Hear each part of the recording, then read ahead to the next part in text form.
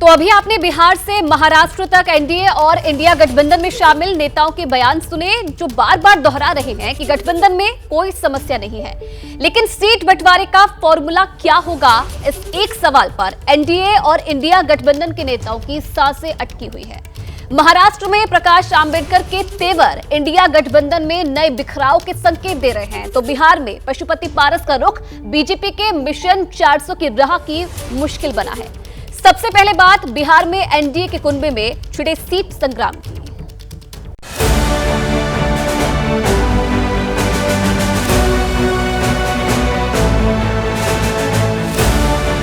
दूसरा खेमा है आप लोगों का, क्या वो इस गठबंधन का हिस्सा है, क्या वो आपके कोटे में है या नहीं है? भाई मुझे नहीं पता कि वो गठबंधन का हिस्सा है नहीं है, ना ही वो मेरी चिंता में है। मेरे पास किसी के कोटे की सीटें नहीं।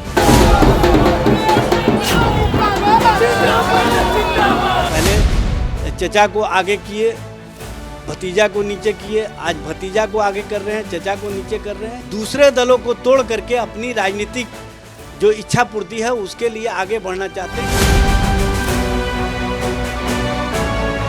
घोषणा के बाद क्योंकि हमको उचित सम्मान नहीं दिया गया, तो हमारी पार्टी और हम लोग स्वतंत्र हैं, हमारा दरवाजा खुला हुआ। चिराग पासवान के तेवर, आरजेडी का तंज और सीट बंटवारे पर पशुपति पारस का बदला हुआ रुख बिहार की सियासी पिच पर गठबंधन के जरिए क्लीन स्वीप का ख्वाब देख रही बीजेपी की टेंशन बढ़ाने वाला है। पहले भतीजा नाराज हुआ, अब चाचा पारस का पारा तपिश बढ़ा रहा है और इस उठापटक के केंद्र में है सीट बंटवारा, जो कभी चिराग पासवान के पाले में दिखाई देता है तो कभी चाचा पारस के पाले में। वैसे तो बिहार में एनडीए की ओर से आधिकारिक रूप से सीट बंटवारे का कोई भी फॉर्मूला सामने नहीं आया है, लेकिन 13 मार्च को बीजेपी अध्यक्ष जेपी नड्डा से चिराग पासवान की मुलाकात और इस मुलाकात के बाद चिराग पासवान मीडिया से जिस अंदाज में मुखातिब हुए, वो अंदाज उनके चाचा पशुपति पारस की धड़कनें कई गुना बढ़ा गया। एनडीए के साथ जो हम लोग का पुराना गठबंधन रहा है, जिस गठबंधन के तहत दो बार हम लोग लोकसभा और दो बार हम लोग विधानसभा का चुनाव पिछले 10 सालों में हम लोग लड़ चुके हैं, आज पुनः उस गठबंधन को एक नई मजबूती देने का कार्य किया। आने वाले दिनों में लोक जनशक्ति पार्टी रामविलास सिर्फ और सिर्फ एक ही लक्ष्य के साथ इस रण में उतरेगी कि बिहार की 40 सीटें हमारा एनडीए गठबंधन जीतेगा।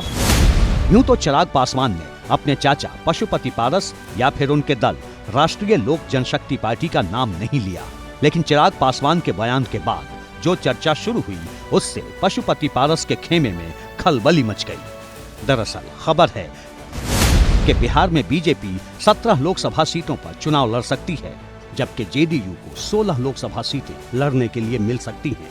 चिराग पासवान की पार्टी को 5, जीतन राम मांझी की पार्टी को 1 और उपेंद्र कुशवाहा की पार्टी को भी 1 लोकसभा सीट मिल सकती है। बिहार में सीट शेयरिंग का ये फॉर्मूला चिराग पासवान की जेपी नड्डा से मुलाकात के बाद सामने आया और अब यही फॉर्मूला एनडीए में बगावत की राह खोलता दिख रहा है। एनडीए के अंदर तनातनी इस कदर बढ़ चुकी है कि पशुपति पारस ने शुक्रवार को पार्टी की मीटिंग बुलाई, आगे की रणनीति पर चर्चा की, फिर प्रेस कॉन्फ्रेंस के जरिए एनडीए का ईमानदार सहयोगी होने की दुहाई दी और इसके बाद बता दिया कि सीट नहीं तो रास्ते और भी हैं। हमारी पार्टी के 5 सांसद हम लोग हैं। पार्टी को चाहिए था, एनडीए गठबंधन को चाहिए था कि सीटिंग गेटिंग गो होता है, लेकिन हमारी पार्टी के साथ न्याय नहीं किया गया। अब एनडीए का नेतृत्व कर रही बीजेपी के सामने चुनौती बड़ी है, क्योंकि रामविलास पासवान की लोक जनशक्ति पार्टी से निकले दोनों धड़े एनडीए का हिस्सा हैं और दोनों ही एक दूसरे के साथ काम करना नहीं चाहते, कम से कम सीटों के मामले में तो बिल्कुल नहीं। ऊपर से रामविलास पासवान और उनके परिवार की पारंपरिक सीट रही हाजीपुर पर चिराग पासवान और पशुपति पारस दोनों किसी समझौते के मूड में नहीं हैं। जेपी नड्डा से चिराग पासवान की मुलाकात के बाद हाजीपुर में लोक जनशक्ति पार्टी रामविलास के कार्यकर्ता उत्साहित हैं, जबकि पशुपति पारस ने बीजेपी नेतृत्व को साफ बता दिया है कि वो चुनाव तो हाजीपुर से ही लड़ेंगे। हमारी किसी से कोई बातचीत नहीं हुई है, लेकिन हम हाजीपुर से चुनाव लड़ेंगे। हम तीनों सांसद जहाँ से हम लोग सांसद रहे हैं, वहाँ से हम चुनाव लड़ेंगे। हमारी पार्टी का फैसला। यानी अगर हाजीपुर सीट पर चिराग पासवान और पशुपति पारस में कोई समझौता नहीं हुआ तो हाजीपुर में इस बार चुनावी लड़ाई चाचा बनाम भतीजा होगी। अगर एनडीए की बात करें तो हाजीपुर सीट पर पशुपति पारस की दावेदारी चिराग पासवान से कहीं ज्यादा मजबूत है। 2019 में पशुपति पारस इसी हाजीपुर सीट से सांसद चुने गए थे और एक बार फिर से वो हाजीपुर से चुनाव लड़ना चाहते हैं, जबकि चिराग पासवान 2019 में जमुई सीट से दूसरी बार सांसद चुने गए थे। बीजेपी ने चुनाव के ऐलान से पहले ही 267 उम्मीदवारों का ऐलान कर दिया था, लेकिन अब तक बिहार की किसी भी सीट पर बीजेपी ने अपना प्रत्याशी नहीं बताया है। इसके पीछे सबसे बड़ी वजह कहीं न कहीं सीट बंटवारा ही है, जो अब तक फाइनल नहीं हुआ है। हालांकि बिहार में बीजेपी के तमाम नेताओं को यकीन है कि सीट बंटवारे का मसला जल्द सुलझ जाएगा। भारतीय जनता पार्टी राष्ट्रवाद के लिए काम करता है, इसलिए सभी लोग भाजपा से जुड़ना चाहता है। चचा भतीजा का जो भी मामला है, लेकिन दोनों भाजपा के साथ चलना चाहते हैं और भाजपा के साथ रहेंगे।